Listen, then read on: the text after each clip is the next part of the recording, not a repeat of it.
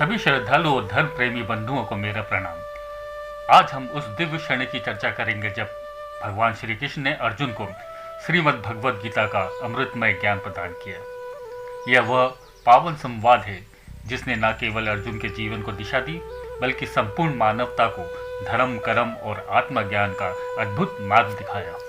महाभारत के युद्ध भूमि कुरुक्षेत्र में जब अर्जुन अपने ही सगे संबंधियों और गुरुजनों के खिलाफ युद्ध करने को लेकर द्वंद्व में पड़ गए, तब उनके मन में मोह, शंका और कर्तव्य विमुखता उत्पन्न हो गई। वे अपने शस्त्र छोड़कर निराश होकर बैठ गए और कहने लगे, हे माधव, मैं यह युद्ध नहीं कर सकता, यह मेरा धर्म नहीं हो सकता।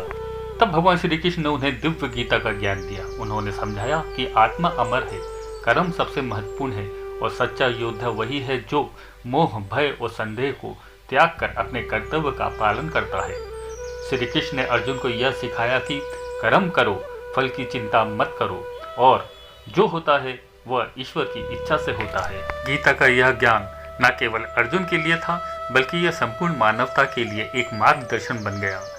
यह हमें सिखाता है कि हमें अपने जीवन में हर परिस्थिति को ईश्वरीय योजना का हिस्सा मानकर धैर्य, निष्ठा और समर्पण के साथ अपने कर्तव्य का पालन करना चाहिए। आज भी जब हम अपने जीवन में कठिनाइयों से घिर जाते हैं, तो गीता का यह संदेश हमें सही दिशा दिखाता है और हमें प्रेरित करता है कि हम अपने संकल्पों पर अडिग रहें और धर्म के मार्ग पर अग्रसर हों। आइए हम सभी श्री कृष्ण के इन अमूल्य उपदेशों को अपने जीवन में अपनाने का संकल्प लें और अपने कर्तव्य को निष्काम भाव से पूर्ण करें। जय श्री कृष्णा। श्रीमद् भगवद गीता में श्री कृष्ण जी ने कहा है, कर्म ही प्रधान है, अर्थात मनुष्य को केवल अपने कर्म करने का अधिकार है, लेकिन उसके फल की चिंता उन्हें नहीं करनी चाहिए। आत्मा न कभी जन्म लेती है और न ही मरती है, यह सदा अविनाशी और शाश्वत है। मन पर नियंत्रण आवश्यक है, अर्थात व्यक्ति को अपने मन को नियंत्रित कर स्वयं को ऊपर उठाना चाहिए। मोह ही मनुष्य के दुखों का मुख्य कारण है, अर्थात मोह अज्ञानता को जन्म देता है और दुखों का कारण बनता है।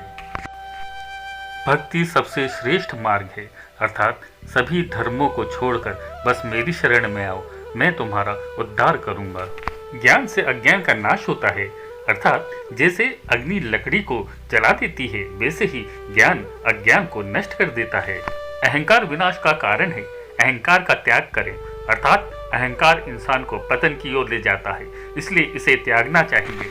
योग से आत्म संयम प्राप्त करें, अर्थात योग से कर्म में निपुणता आती है और मन को स्थिर किया जा सकता है। सच्चा त्याग आंतरिक होता है, त्याग से ही शांति मिलती है, अर्थात बाहरी वस्तुओं का त्याग करने से अधिक महत्वपूर्ण आंतरिक इच्छाओं का त्याग करना है। सत्य ही धर्म है, अर्थात सत्य का पालन करना ही सच्चे धर्म का पालन करना है।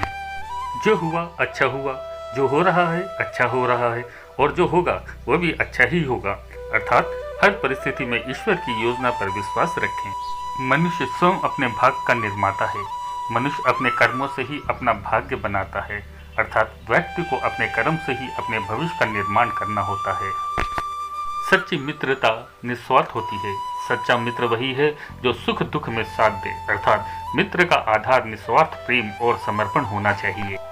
ईश्वर कण कण में व्याप्त है, ईश्वर हर जगह है, हर कण में व्याप्त है, अर्थात हमें हर जीव और वस्तु में ईश्वर का दर्शन करना चाहिए।